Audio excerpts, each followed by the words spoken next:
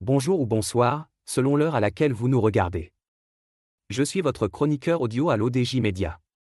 Aujourd'hui, je vous lis fidèlement la chronique de Mamoun Acharki, comment faire du Maroc un pays à une seule vitesse, en synchronisant croissance, services publics et égalité réelle entre territoires sans rien retrancher, ni ajouter.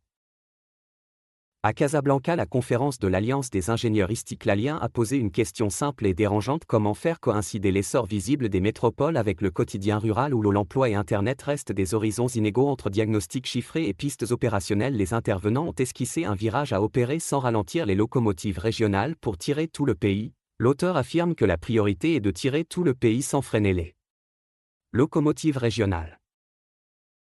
Maroc à une seule vitesse, le pari d'une convergence et d'une synchronisation réelle entre territoires. Le moment fort vient avec Nizar Baraka, secrétaire général du parti de l'Istiklal. Chiffres à l'appui, il remonte le fil des contrastes entre carte et réalité. La pauvreté frappe 4 fois plus le rural, 13%, que l'urbain, 3%, 3 régions pèsent 60% du PIB. Au second semestre 2025, l'urbain gagne 113 000 emplois quand le rural en perd 107 000. L'accès aux services raconte la même histoire. En ville, l'eau potable frôle l'universalité, 100%, quand la campagne reste à 50%, 6,2% des ménages urbains et 22% des ménages ruraux n'ont pas Internet. L'indice de Gini, qui remonte de 38,5 à 40,5 entre 2019 et 2022, sonne comme un avertissement.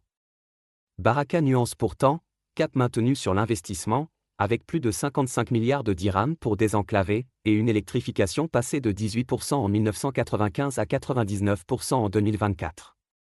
L'objectif n'est pas de freiner les régions performantes, mais de synchroniser les rythmes, locomotives en tête, wagons accrochés. L'auteur ajoute que ces écarts se lisent aussi dans l'accès aux services, confirmant une fracture tenace.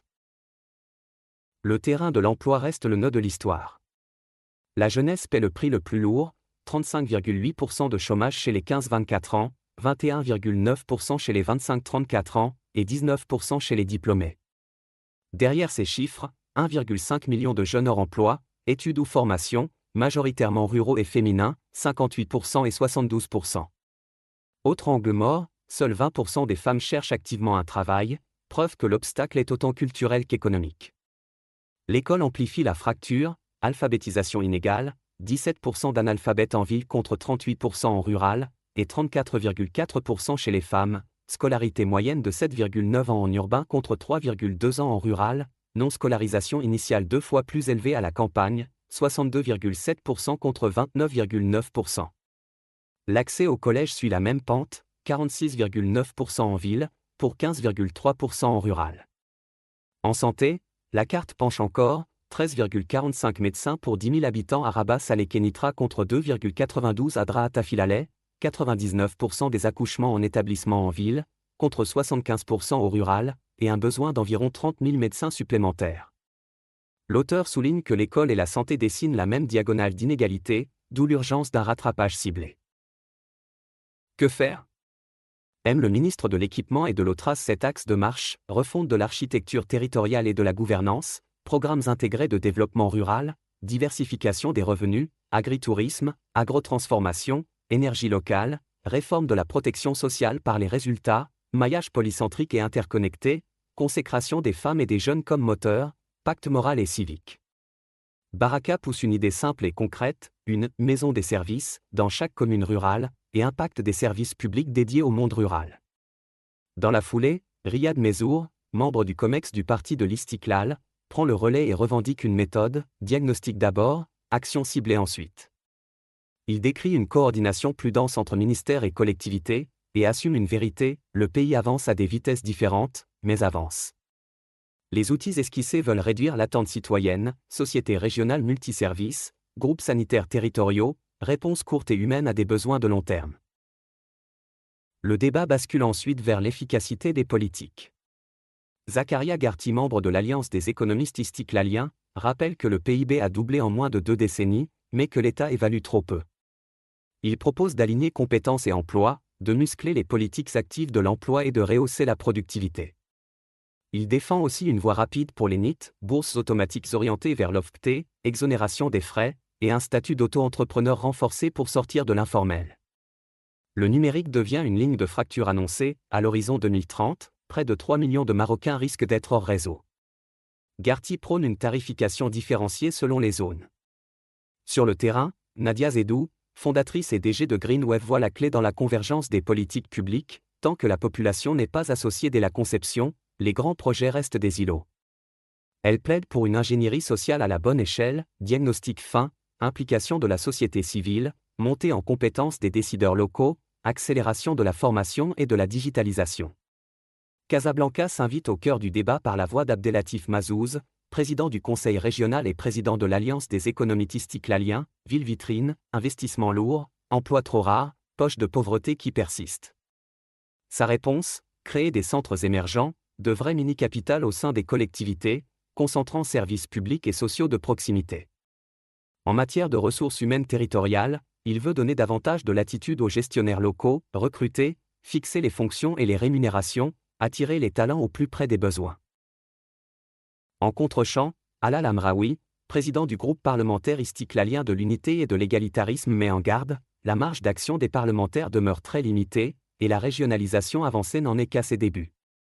La répartition des investissements publics au PLF 2026 lui paraît globalement tenable, malgré des écarts entre régions. Mais, selon lui, tout se jouera dans l'exécution de la charte de l'investissement. Au sortir de la salle, le fil conducteur s'impose, synchroniser sans freiner, évaluer sans alourdir, rapprocher les services sans diluer les responsabilités. Un État évaluateur, des régions responsabilisées et un maillage de proximité peuvent faire passer le Maroc de la promesse au déclic.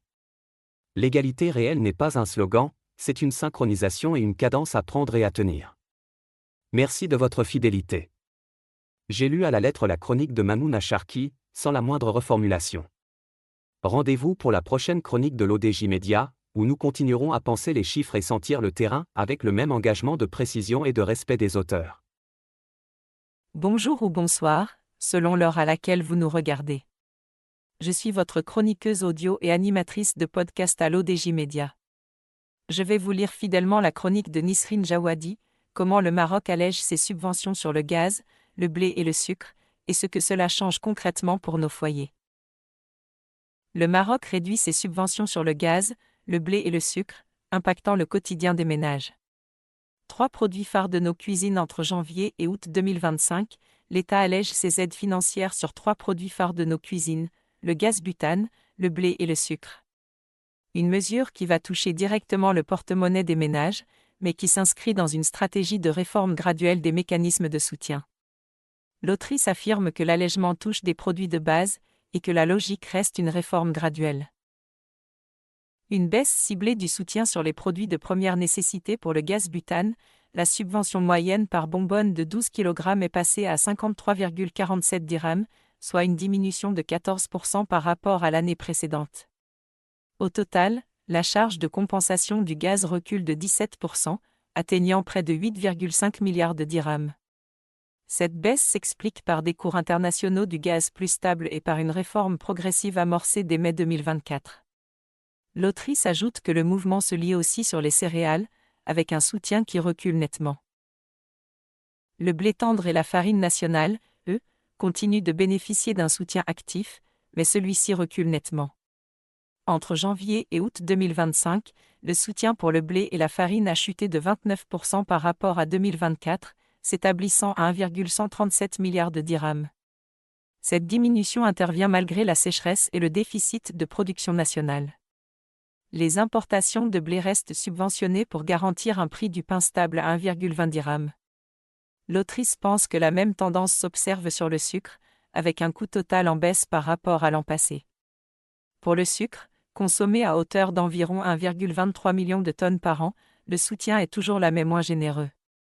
Le coût total des subventions pour la période janvier-août 2025 atteint 3,413 milliards de dirhams, soit une baisse de 23% par rapport à l'année précédente. L'autrice souligne qu'au-delà des montants, l'enjeu réel est l'impact ressenti par les ménages dans les prochains mois. Quel impact sur la vie quotidienne ? Cette baisse progressive des subventions sera à observer dans les prochains mois, surtout à l'approche de la nouvelle campagne agricole et de la fluctuation des prix internationaux.